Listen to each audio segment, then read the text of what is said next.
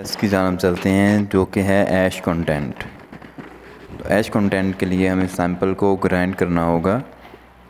चाहे कोई भी सैंपल हो, किसी भी किस्म का सैंपल हो, आपने उसको सबसे पहले किसी बड़े शॉपर में डाल के या किसी खाली बैग के ऊपर डालकर अच्छी तरह उसको मिक्स करना होता है ताकि सारा सैंपल यकजा हो जाए।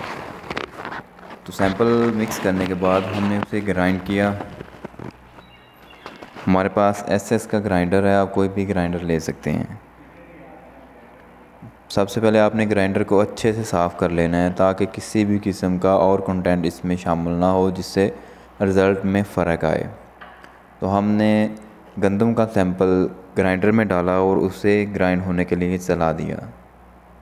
गंदम और मकई वगैरह जो है मेज़, ये ग्राइंड होने में 1 मिनट से ऊपर का टाइम लेती है, जबकि फीड जो है वो 15-20 सेकंड में ग्राइंड हो जाती है। तो आपने ग्राइंडर का टाइम लगाने के बाद उसे एक दफ़ा से ग्राइंड करके फिर आपने ग्राइंडर को ओपन करके देख लेना है। अगर तो वो बिल्कुल फ़ाइन हो गया हो तो ठीक है। हमारे पास फ़ाइन नहीं हुआ था, दानादार नज़र आ रहा था, तो हमने दोबारा से उसको ग्राइंडर पे लगा दिया। जब हम हाथ से, उंगलियों से, पोरों से पकड़ के उसको मसलेंगे तो आपको पता चल जाएगा कि सैंपल फ़ाइन हो चुका है या अभी उसमें दाना है। तो हमारा सैंपल दानेदार था, इसलिए हमने उसे दोबारा से ग्राइंडिंग पे लगा दिया। 15 से 20 सेकंड हमने दोबारा उसको ग्राइंड किया। फिर हमने उसको चेक किया तो हमारा सैंपल बिल्कुल फ़ाइन पाउडर हो चुका था।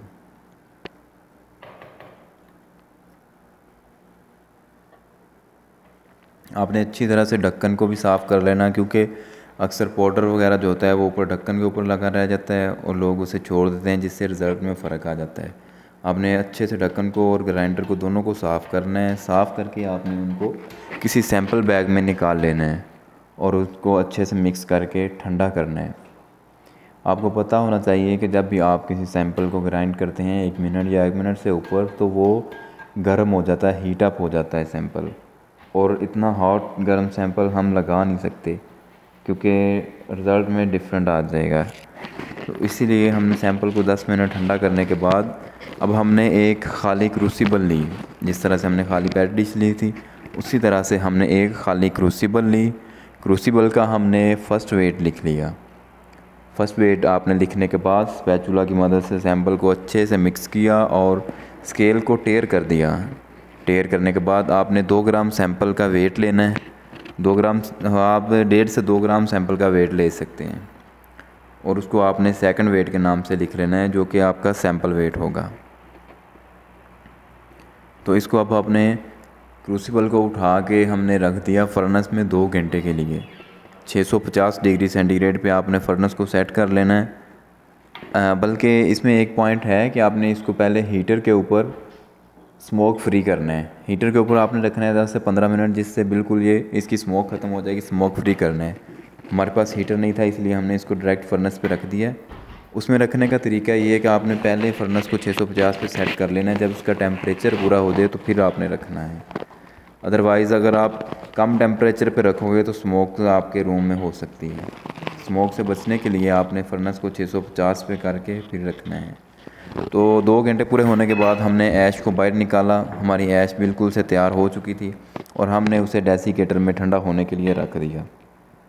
आम रूटीन में 15 से 20 सेकंड में सर्दियों में ऐश कूल हो जाती है, लेकिन गर्मियों में यही टाइम 45 मिनट 40 मिनट तक पहुंच जाता है, क्योंकि गर्मी होती है, ऊपर से ऐश भी गर्म 650 टेम्परेचर से हमने निकाली होती है।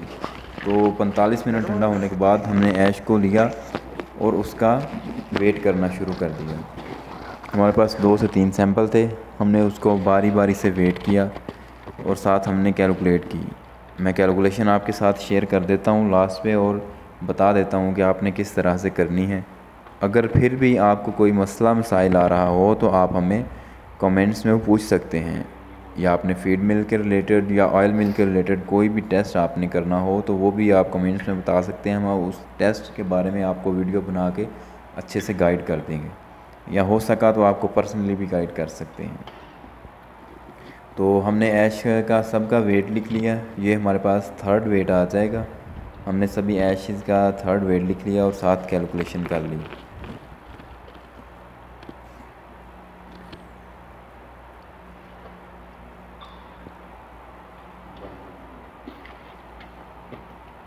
ओके, ये मेरी लास्ट ऐश है। इसके बाद मैं आपको कैलकुलेशन लिखकर रिटर्न में दिखा देता हूँ और बता भी देता हूँ।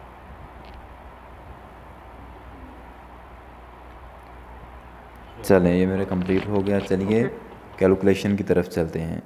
ऐश की कैलकुलेशन परसेंटेज में होती है, क्योंकि third weight minus first weight तकसीम सैम्पल वेट ज़रब आपने 100 करना होता है और इसका जवाब आपके पास ऐश परसेंटेज में आ जाती है। एग्जांपल से समझते हैं। Third weight crucible plus sample weight जो कि 40.2012 है। सेकंड वेट सैम्पल वेट था हमारे पास 2.0120 और इसके साथ फर्स्ट वेट था हमारे पास ब्लैंक क्रूसिबल का जो कि था 38.2014।